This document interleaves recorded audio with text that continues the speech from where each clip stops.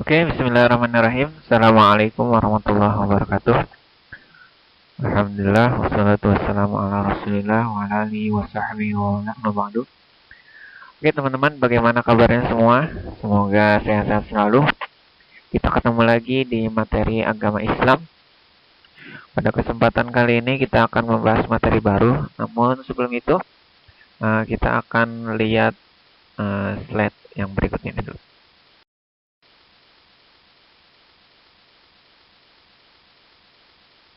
Nah, ini ada surat Al-Fil ayat 1 sampai 5.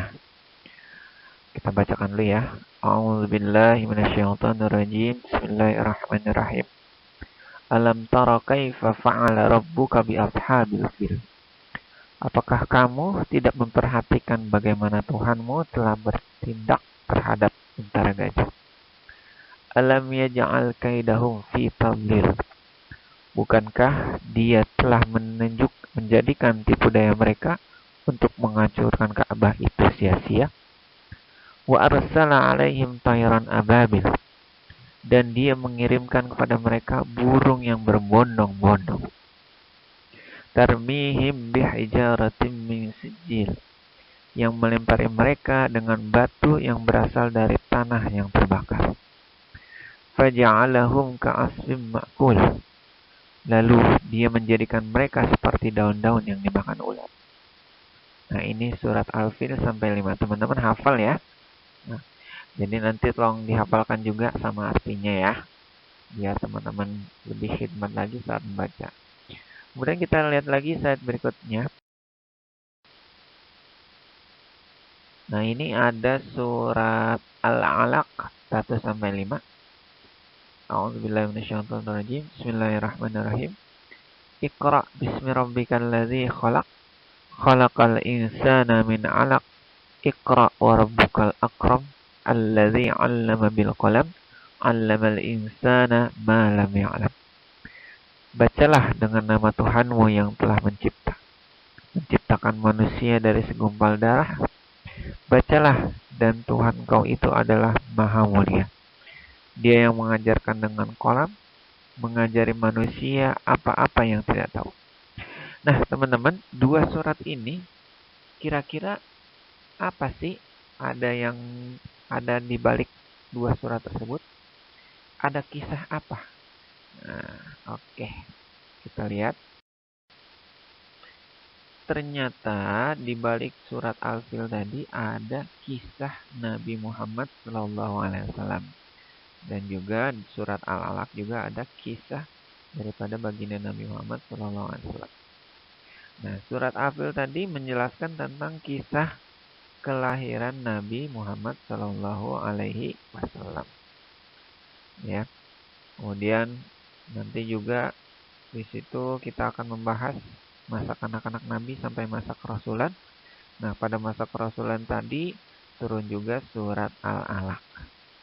Nah, di materi ini juga teman-teman kita akan belajar apa saja sih sikap-sikap terpuji dari baginda Nabi nanti yang bisa kita jadikan suri tauladan. Nah, terutama yang bisa kita teladani dalam kehidupan sehari-hari. Oke, teman-teman tetap fokus karena kita akan membahas secara ringkas ya. Karena kalau secara detail perihal kehidupan Nabi, sejarah kehidupan Nabi itu nggak cukup sehari. Ya, tapi ini kita ringkas ya.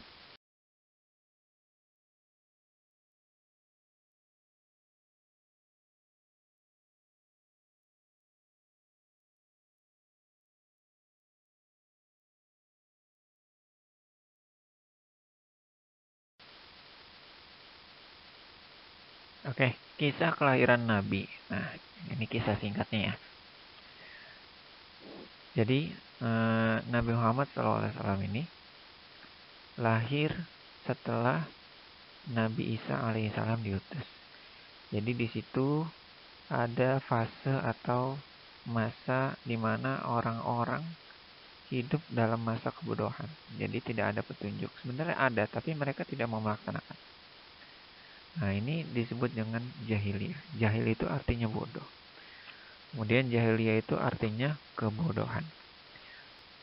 Nah, bangsa Arab itu hidup pada masa jahiliyah. Jadi mereka itu melupakan ajaran tauhid yang udah disampaikan oleh nabi-nabi terdahulu.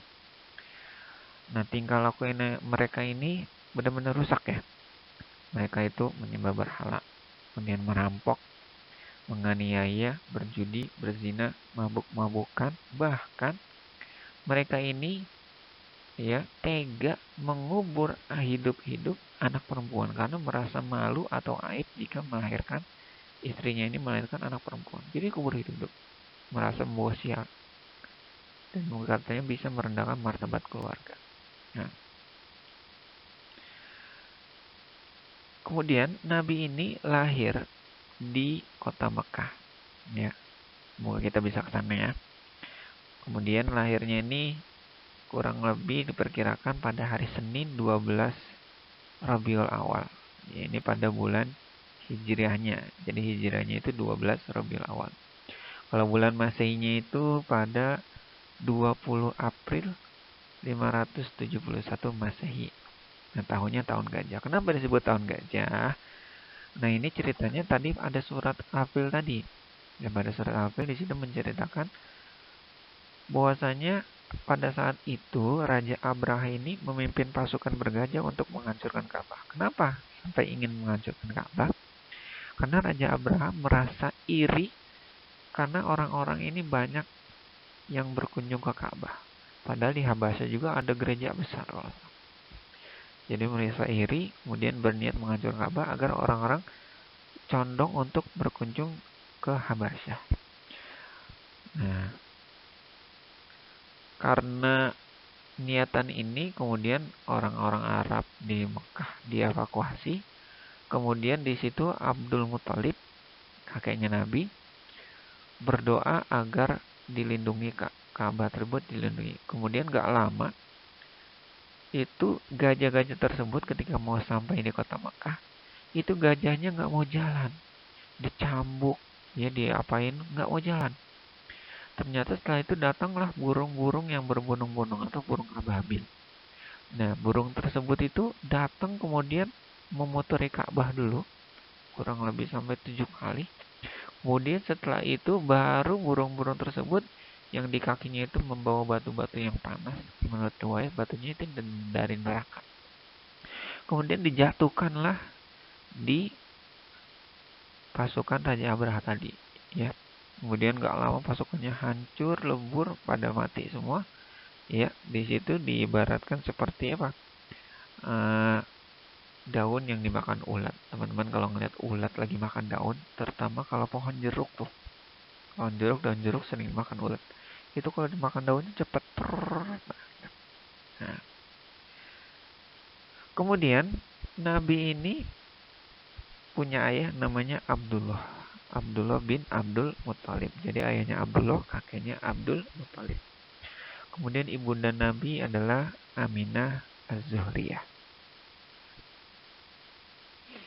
Nah, ini ketika Nabi mau lahir, ceritanya ayahnya ini Abdullah pergi berdagang ke daerah Syam kalau nggak salah ya. Pergi berdagang. Nah, nggak lama di tengah perjalanan ayahnya Nabi sakit. Kemudian pada saat itu meninggal. Nah, kabar ini sampai ke ibunda Nabi. Kemudian ibunda Nabi merasa sedih. Kemudian setelah lama 9 bulan Nabi lahir. Kemudian kakeknya ini Abdul Muthalib merasa sangat senang dengan kelahiran Nabi. Kemudian dibawa ke Ka'bah ya. Dibawa masuk ke dalam Ka'bah. Kemudian di situ mengumumkan dan memberi nama Nabi, yaitu namanya Muhammad yang artinya orang terpuji. Nah, ini kisah singkat kelahiran Nabi. Ya, teman-teman kalau mau lihat versi lengkapnya bisa baca buku ataupun ada kisah ilustrasi di YouTube juga.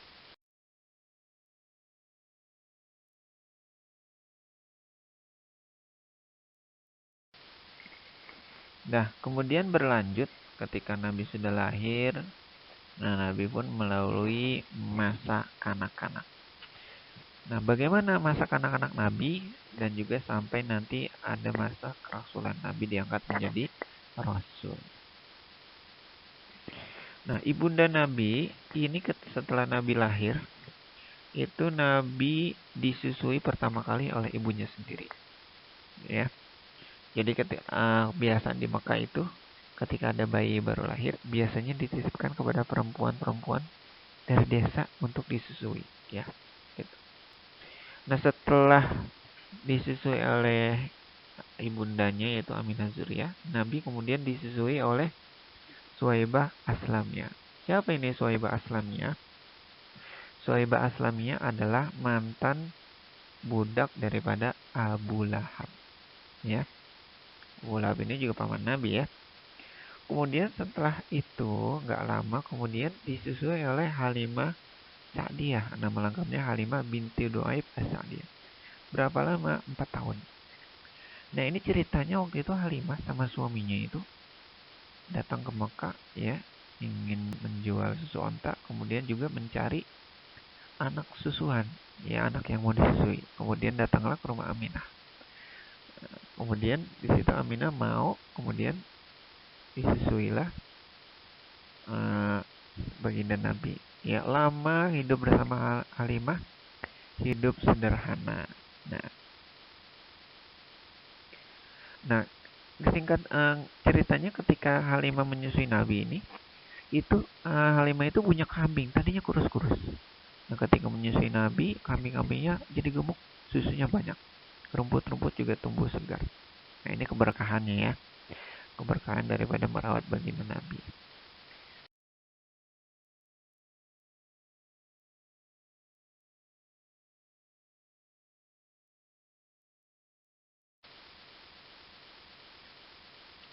Nah, kemudian setelah diasuh 4 tahun bersama Halimah Sa'diyah, Halimah Sa'diyah ini kembali lagi ke Mekah, ya, mengembalikan baginda Nabi kepada ibundanya, yaitu Aminah Zuriyah.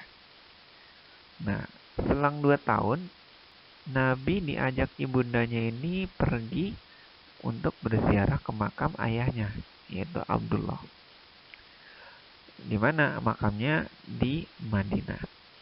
Nah, di Madinah ini sampai ke sana di Madinah, kemudian mau jalan pulang ke Makkah. Di tengah perjalanan ternyata ibunda Nabi juga sakit. Setelah itu meninggal, ya. Di daerah mana? Itu di daerah Abwa. Ya. Setelah meninggal, kemudian siapa yang mengasuh Nabi? Yang mengasuh Nabi adalah kakeknya, yaitu Abdul Muthalib. Ya, lama diasuh oleh kakeknya. Itu kurang lebih 2 tahun. Ketika kemudian sakit, Abdul Muthalib ini kemudian nitip pesan kepada anaknya yaitu Abu Thalib, pamannya Nabi ya. Nitip pesan untuk merawat Nabi. Ya, akhirnya Abdul Muthalib meninggal, kemudian dirawatlah Nabi oleh pamannya yaitu Abu Thalib. Hari-hari bersama pamannya hidup sederhana ya. Lain dengan paman yang lain hidupnya sebabnya. Kalau Abu Thalib hidupnya sederhana. Nah, Abu Thalib ini gak lama ternyata ingin pergi berdagang. Nabi pun ikut berdagang kemana? Ikut pamannya berdagang ke negeri Syam. Nah, di tengah perjalanannya, ya, jadi pedagang ini pada usia 12 tahun. Di tengah perjalanan tersebut, Abu Thalib singgah di kota namanya Busra. Ya, kota yang ada biara ya, atau pendeta. Di sana Abu Thalib ini bertemu dengan pendeta, ya, kalau nggak salah namanya Bahiro atau Buhairo. Pendeta Buhairo ini dia melihat tanda-tanda kenabian pada Nabi Muhammad. Jadi salah satunya itu dinaungi oleh awan. Ya. Jadi dalam kitab Injil dijelaskan ciri-ciri kenabian. Nah, akhirnya pendeta tersebut bilang kepada Abu Thalib, pamannya Nabi, wahai Abu Thalib, anak ini lebih baik engkau bawa pulang, karena kalau diketahui oleh orang Yahudi nanti khawatir akan dicelakai dan diganggu, bahkan bisa dibunuh. Ya, akhirnya Abu Thalib pulang lagi ke Mekah.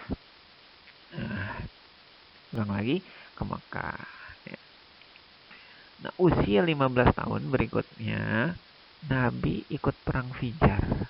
Perang Fijar ini adalah perang antara suku Quraisy dan suku Qais. Jadi perang kesucian, artinya perangnya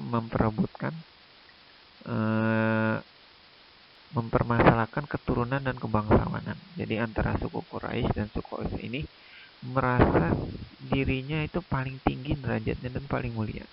Akhirnya terjadilah peperangan. Nah, apa tugas Nabi di sini? Tugas Nabi adalah menyiapkan perlengkapan perang, ya, membantu pamannya yaitu yang bernama Zubair. Ya, jadi Nabi ini termasuk dari kecilnya sampai dewasa ini tumbuh menjadi anak yang cerdas. Jadi senang bantu pamannya. Ya, walaupun diasuh sama pamannya, Nabi ini senang bantu pamannya. Ya, menggembala kambing, berdagang. Kemudian sampai dari anak-anak sampai remaja, ini Nabi selalu berperilaku baik. Ya, jadi Nabi ini berbeda dengan remaja-remaja lainnya. Jadi Nabi itu nggak pernah minum minuman keras, berjudi, kemudian juga melakukan perbuatan tercela, melakukan maksiat. Tapi Nabi ini dikenal apa? Orangnya jujur, ramah, lemah lembut, sopan santun, dan menepati janji. Nah, bahkan Nabi ini dijuluki sebagai Al-Amin.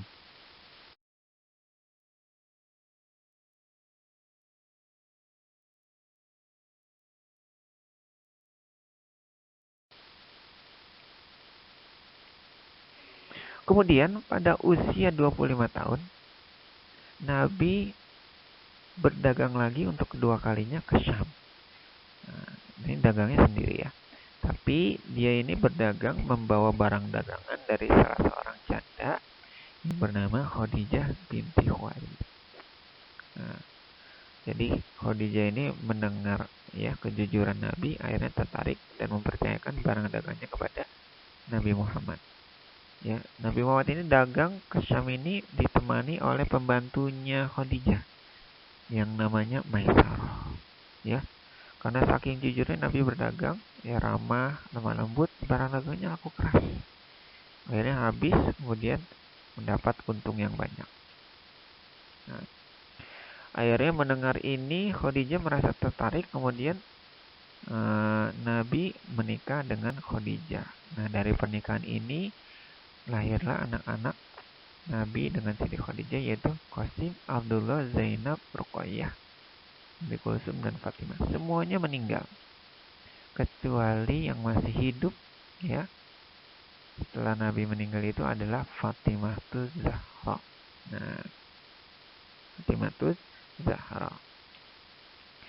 Kemudian pada usia 35 tahun, ya, usia 35 tahun, Nabi ini menjadi hakim mengangkat dalam pengangkatan batu Hajar Aswad. Jadi ceritanya para penguasa Quraisy ini merasa dirinya paling berhak untuk memindahkan batu Hajar Aswad untuk diletakkan kembali di tempatnya. Akhirnya mereka bersepakat siapa yang masuk dari pintu pintu Ka'bah nanti dia yang menjadi hakim. Nggak lama kemudian masuklah baginda Nabi. Nah, di situ orang-orang Quraisy mengakui ya tentang sikap Nabi. Akhirnya dipercayakan Nabi menjadi hakim. Nah, Nabi di sini meletakkan batu Hajar Aswad di kain, kemudian orang-orang pemuka kafir Quraisy menggotong bersama-sama batu tersebut, kemudian Nabi yang meletakkan batu Hajar Aswadnya di tempat semula. Singkat cerita, Nabi usia 40 tahun, ya. Nabi ini berdiam diri di Gua Hira. Kenapa? Karena merasa ada yang janggal dengan kehidupan orang-orang kafir Quraisy, merasa tidak pas. Akhirnya lama berdiam diri di Gua Hira.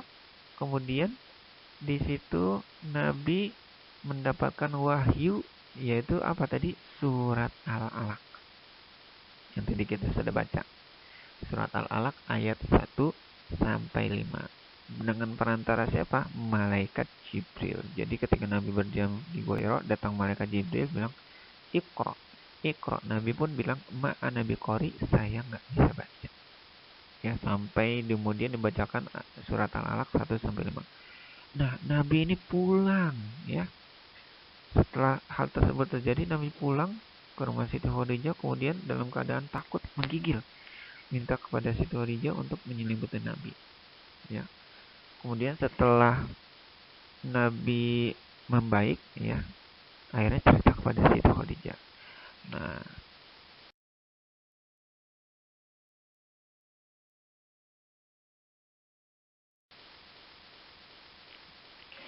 Nah, akhirnya Siti Khadijah ini mengajak Nabi menemui saudaranya, itu sepupunya. Siapa?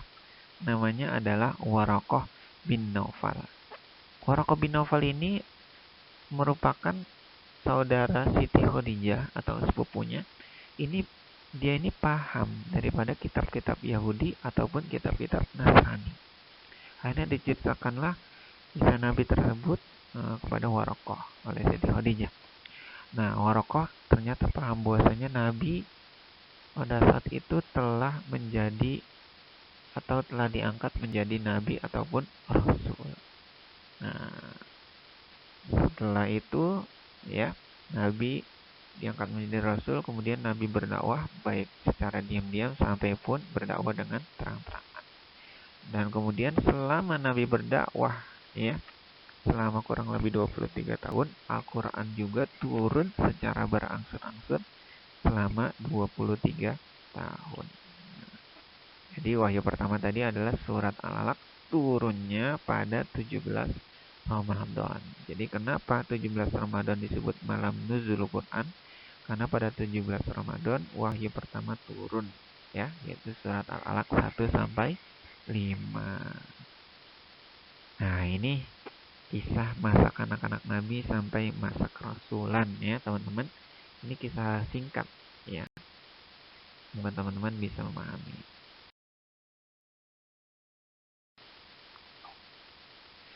Nah teman-teman, setelah Nabi diangkat menjadi Rasul, Nabi ini memang punya sifat-sifat yang bisa kita teladani. Atau Nabi pun juga sebagai uswah hasanah atau suri tauladan ya, yang mana sikap Nabi kesehariannya ini bisa kita teladani atau bisa kita ikuti ya, sebagaimana ada ayat Al-Quran itu yang artinya dan sungguh telah ada pada diri Rasul itu adalah uswatun hasanah atau suri tauladan yang baik.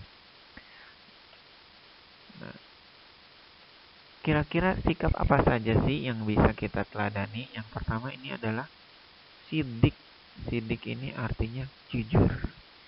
Ya, Nabi dari kecil, remaja, dewasa, bahkan setelah dianggap menjadi Rasul, Nabi ini selalu bersifat jujur. Ya, ya, baik jujur dalam perkataan maupun perbuatan. Kemudian Nabi juga punya sifat amanah. Amanah ini artinya terpercaya. Ya, mulai saat menjajakan dagangannya Siti Khadijah sampai pun menjadi hakim pada pengangkatan batu Hajar Aswad. Nah, Nabi ini termasuk orang yang terpercaya. Karena jujur, kemudian Nabi juga terpercaya. Kemudian yang ketiga, Nabi juga termasuk mempunyai sifat yaitu tablik. Tablik ini artinya menyampaikan. Jadi ada pesan apapun, Nabi selalu menyampaikan. Ya, nah jadi itu. Kemudian yang berikutnya ada Nabi punya sifat fatonah, cerdas. Ya, jadi Nabi ini memang sudah cerdas dari kecil. Makanya ketika orang-orang Quraisy ini menyembah berhala, Nabi itu merasa ada yang tidak pas. Akhirnya berdiam diri di Gua Hira. Kemudian di situ mendapatkan wahyu. Nah ini teman-teman sifat daripada baginda Nabi yang harus kita teladani dalam kehidupan sehari-hari.